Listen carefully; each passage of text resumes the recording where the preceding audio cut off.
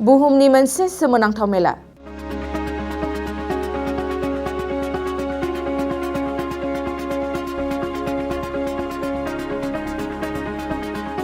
नोंथाङा बे हाथायखौ खोनाफेरबायना जाय हाथायाव रां रुफाजों जेबो सोमोन्दो थाया मुवा बेसाद बायनोबाबो रां रुफानि जेबो गोनांथि गैया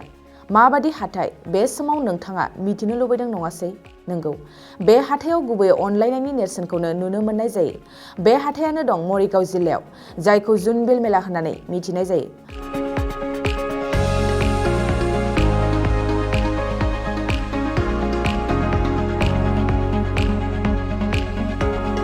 मरिगाव जिल्लानि सिङाव थानाय मुंदांखा जुनबिल मेला मख'नो गोनांदि बे जुनबिल मेलाया गुबै टिवा हारिनि बे मेलायाव रांजों सोमोन्दो लाखियालासेनो मुवाजों मुवा सोलाय सोल' खालामो हाजोआरि आरो हायेनारिनि गेजेराव बेबादि सोलाय सोल' खालामनाय सोमोन्दोखौ नुनो मोननाय जायो हाजोनिफ्राय हायेनाव फैनानै गावसोरजों दिहुनजानाय फसल जेरै हालदि हाइजें बायदि बायदि मैगं थाइगंफोरखौ हायेनारिफोरनि मैगं थाइगं बायदि मुवा बेसादफोरजों सोलाय सोल' खालामलायो मागो दमासिनि जायखिजाया सप्तानि शुक्रबार एबा शनिबाराव बे मेलाखौ खुंनाय जायो बे मेलायावनो नायदिंनानै मरिगावनि एमएलए रमाकान्त देउरिया मा फोरमायखो नायनानै ला এইটো হ'ল তিৱাসকলৰ সাংস্কৃতিক প্ৰতীক পাহাৰ ভৈয়ামৰ মিলনৰ ক্ষেত্ৰ 14 শতিকাৰ শেষৰ ভাগত গোভাৰ দেউৰজাই জোনবিল মেলা প্ৰতিষ্ঠা কৰিছিল এইকাৰণে প্ৰতিষ্ঠা কৰিছিল যে পাহাৰত উৎপাদন হোৱা কেঁচা সামগ্ৰীসমূহ ভৈয়ামলৈ আনি পাহাৰ মামা মামীসকলক ভৈয়ামত উৎপাদন হোৱা জলপান শুকান মাছ পিঠা আদি লগত বিনিময় হয় এই বিনিময় প্ৰথাটো প্ৰাচীনতম যেতিয়া মুদ্ৰা প্ৰচলন হৈছিল তাৰ লগে লগে এই বিনিময় প্ৰথাটো জোনবিল মেলাত আৰম্ভ হৈছিল এই বিনিময় প্ৰথাটো বিশ্বজগত বিৰল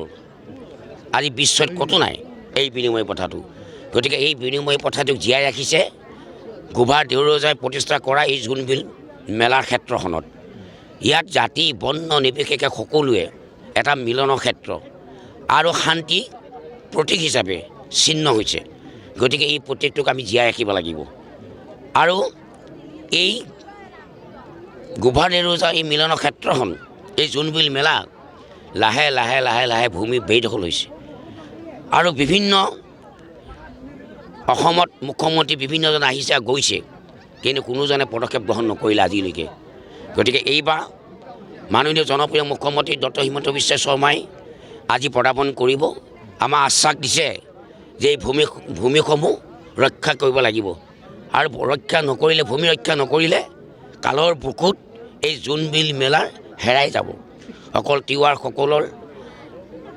সাংস্কৃতিক প্ৰতিচিহ্ন নহয় ইয়াত জাতি বৰ্ণ নিৰ্বিশেষে সকলোৱে এখন মিলনৰ ক্ষেত্ৰ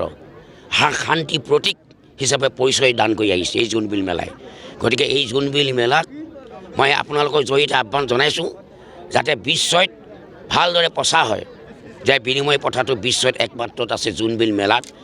গোভাৰ দেউৰজা প্ৰতিষ্ঠা কৰা সেই 14 শতিকাৰ শেষৰ ভাগত প্ৰতিষ্ঠা কৰা জোনবিল মেলা नोंथाङा सानाय सुनाय बेरामनि जेंनायाव गोग्लैदों नामा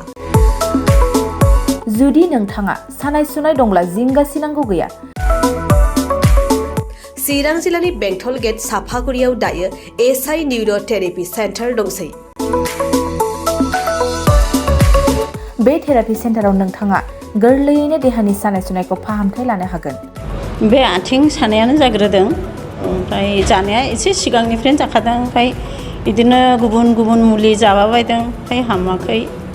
दिनैनि ट्रिटमेन्टआ नङा आङो एसे मोजां मोनसिनबाय जेरै सिं सानाय आफादावरि सानाय मोदोम जरा सानाय आइजोफोरनि जेंना खर' सानाय बायदि बेरामखौ फाहामनाय जायो लोगोसेयैनो बे सेन्टाराव थानानै फाहामथाय लानो हानायनिबो सुबिदा खालामदों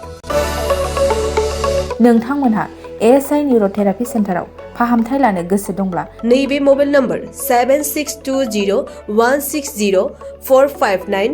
नङाब्ला 9476977956 आव थोंजों सुलाद लानो हागोन